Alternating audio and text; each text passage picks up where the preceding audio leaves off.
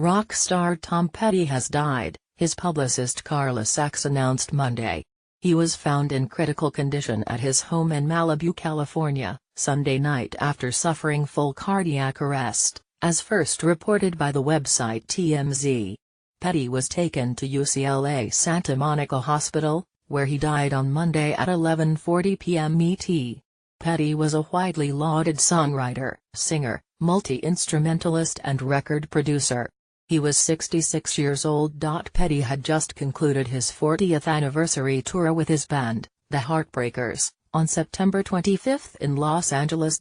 Petty was born and raised in Gainesville, Florida, as he told Terry Gross on He's Fresh Air in 2006, he was from what he called the redneck, hillbilly part of town. "It's an interesting place," he remarked, "because you can meet almost any kind of person from many walks of life because of the university. But it's really surrounded by this kind of very rural kind of people that are, they're farmers or, tractor drivers or, just all kinds of, game wardens, you name it, So it's an interesting blend. My family wasn't involved in the college, They were more of just your white trash kind of family. And so I have that kind of background, but I always kind of aspired to be something else, and I made a lot of different friends over the years that were, passing through." After being part of an early band called Mudhutch, he first came to fame with his own band.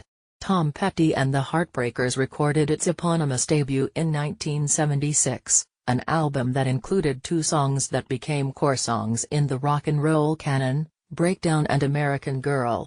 The band released two more albums in quick succession, 1978's You're Gonna Get It, which went gold, and 1979's Damn the Torpedoes, which included the group's first top 10 single, Don't Do Me Like That, and Refugee.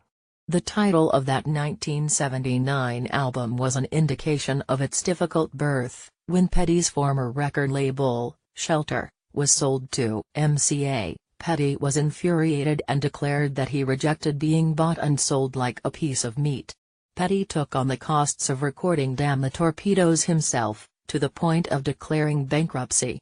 After the legal case was settled, Petty and his band released the album on a specially created imprint called Backstreet Records, and the album went to number 2 on the charts.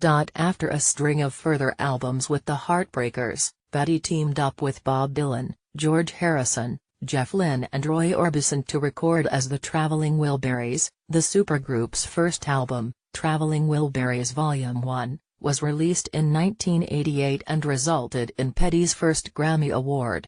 Petty earned his first solo Grammy in 1995 for the song You Don't Know How It Feels. He won Best Long-Form Video in 2008 for Peter Bogdanovich's documentary Runnin' Down a Dream. After Orbison's death in December 1988, the remaining members of the Traveling Wilburys recorded one more album together, the intentionally misleadingly named Traveling Wilburys Volume 3, which was released in 1990.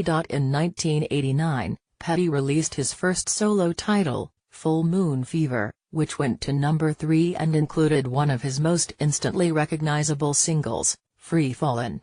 As Petty told Billboard last year, Free Fallin' came fast. Jeff Lynne and I were sitting around with the idea of writing a song, he recounted, and I was playing the keyboard and I just happened to hit on that main riff, the intro of the song, and I think Jeff said something like, "That's a really good riff but there's one chord too many," so I think I cut it back a chord and then, really just to amuse Jeff, honestly, I just sang that first verse. Then he starts laughing. Honestly, I thought I was just amusing Jeff, but then I got to the chorus of the song and he leaned over to me and said the word, free falling. And I went to sing that and he said, "No, take your voice up and see how that feels." So I took my voice up an octave or two, but I couldn't get the whole word in. So I sang free, then free falling. And we both knew at that moment that I'd hit on something pretty good. It was that fast. The next day, they recorded the song. Petty and his Heartbreaker bandmates were inducted into the Rock and Roll Hall of Fame in 2002. Music, Petty told host Melissa Block on All Things Considered in 2014, is a real magic. It affects human beings, it can heal, it can do wonderful things. I've had 2 people contact me in my life about coming out of comas to their family playing a song to them of mine, that they had liked before they were injured. They credited the song having something to do with that. I find that fascinating. A lot of people have told me, this music got me through a really hard time, and I can relate to that.